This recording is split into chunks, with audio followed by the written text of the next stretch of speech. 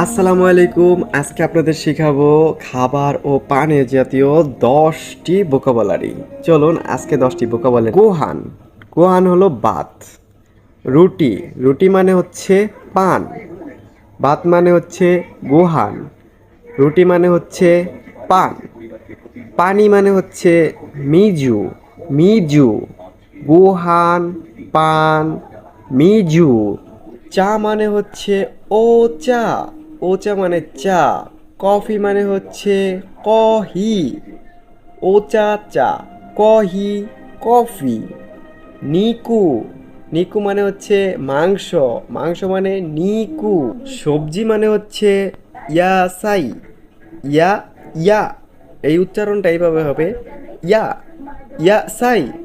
ইয়াসাই মানে হচ্ছে সবজি। ফল মানে হচ্ছে কোদামোনো, কোদামোনো।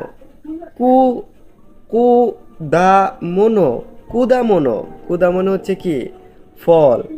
মাছ মানে কি সাকানা, সাকানা মানে মাছ। সাকানা, সাকানা মানে মাছ। দোমো আরিগাতো গোজাইমাস।